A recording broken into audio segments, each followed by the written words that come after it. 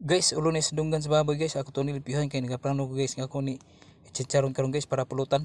Ato ni nilipihan guys may mga dunggan maayo kay pa na mga bugbog na ato siya lapuan guys para mawa yung medyo dulang sa niya guys para ining luto na sa kaha guys. Dali ra siya mo chicharon siya guys. Mo crunchy siya basta lapuan siya ininit nga.